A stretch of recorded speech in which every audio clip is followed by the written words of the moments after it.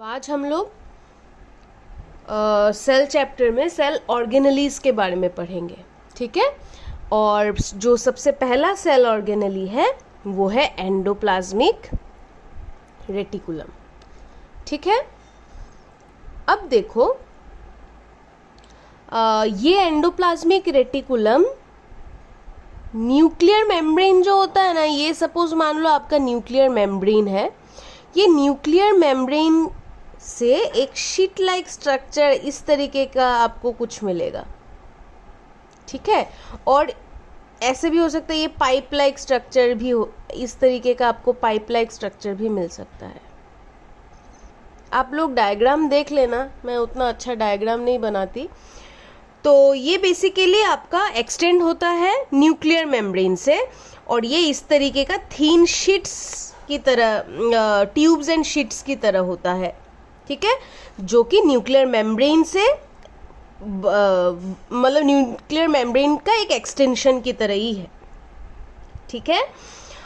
तो ये basically endoplasmic reticulum दो तरीके का होता है, एक है रफ एंडोप्लाज्मिक रेटिकुलम और एक है स्मूथ एंडोप्लाज्मिक रेटिकुलम, ठीक है।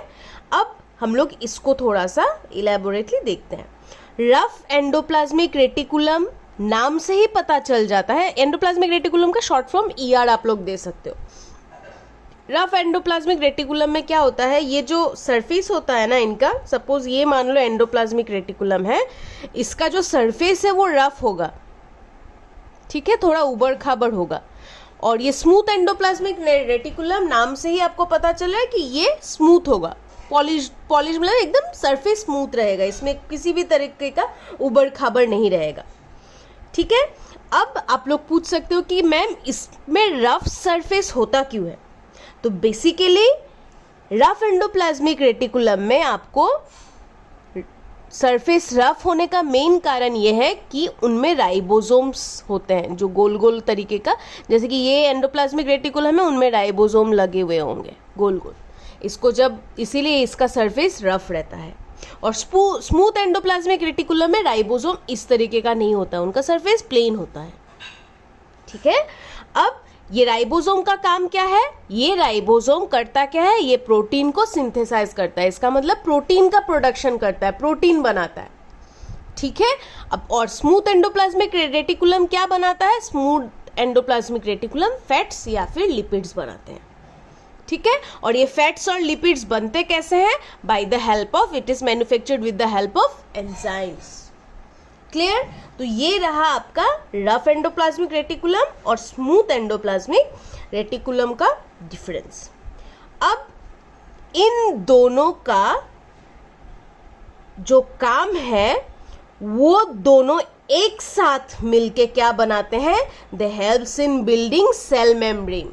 ये दोनों एक साथ मिलके क्या बनाते हैं, सेल मेम्ब्रेन बनाते हैं। क्या किसका मेम्ब्रेन बनाते हैं, सेल मेम्ब्रेन बनाते हैं, ठीक है। और ये प्रोसेस को हम लोग, इस प्रोसेस को हम लोग मेम्ब्रेन बायोजिनेसिस बोलते हैं। क्या बोलते हैं, मेम्ब्रेन बायोजिनेसिस बोलते हैं। और इसका डेफिनेशन एग्जाम्स में आता है, 1 या 2 मार्क्स का पूछेंगे कि व्हाट इज मेम्ब्रेन बायोजेनेसिस। तो ये टॉपिक में से आपको बोल सकते हैं कि differentiate between rough endoplasmic reticulum and smooth endoplasmic reticulum, या फिर राइबोसोम क्यों रफ होता है उनका सरफेस, ये पूछ सकते हैं, या फिर मेम्ब्रेन बायोजेनेसिस पूछ सकते हैं। मतलब इसमें से आप कुछ छोड़ नहीं सकते, क्लियर। अब देखते हैं फंक्शंस ऑफ एंडोप्लाज्मिक रेटिकुलम। तो पहला फंक्शन है एंडोप्लाज्मिक रेटिकुलम का, पहला फंक्शन है proteins manufactured in ribosomes are transported throughout the cell by endoplasmic reticulum. ये जो प्रोटीन बन रहा है due to the presence of ribosome, ये तो एंडोप्लाज्मिक रेटिकुलम जो न्यूक्लियर मेम्ब्रेन के साथ चिपका, सपोज ये आपका सेल है, ये आपका न्यूक्लियस है, ये न्यूक्लियर मेम्ब्रेन है मान लो, इसके अंदर आपका न्यूक्लियस है, तो इसके साथ आपका एंडोप्लाज्मिक रेटिकुलम चिपका हुआ रहता है, मतलब ये एक्सटेंशन है न्यूक्लियर मेम्ब्रेन का। तो अब यहाँ पे एंडोप्लाज्मिक रेटिकुलम में राइबोसोम की वजह से जो प्रोटीन बन रहा है ना, ये पूरे के पूरे साइटोप्लाज्म में या फिर पूरे सेल में भेजने का काम कौन करता है?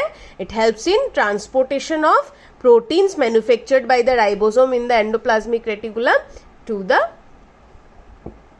Through out the cell.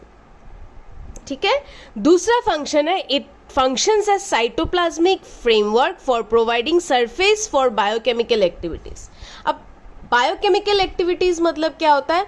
कोई भी बायोलॉजिकल एक्टिविटीज, चाहे वो डाइजेशन हो, चाहे वो एजेशन हो, कुछ किसी भी तरीके का बायोकेमिकल एक्टिविटीज जो होता है, ये साइटोप्लाज्म को एक फ्रेम देता है, एक सरफेस देता है कि आप, ये सेल है, आप इसके ऊपर अपना काम कर सकते हो। एंजाइम रिलीज, हार्मोन रिलीज, ये आप इसको एक सरफेस मिल जाता है। और ये सरफेस कौन देता है? साइटोप्लाज्मिक फ्रेमवर्क कौन देता है?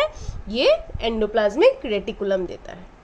तीसरा है, जो स्मूथ एंडोप्लाज्मिक रेटिकुलम है, उसका एक बहुत इंपॉर्टेंट फंक्शन है और वो फंक्शन है डिटॉक्सिफिकेशन। डिटॉक्सिफिकेशन मतलब रिमूवल ऑफ पॉइजन्स और ड्रग्स।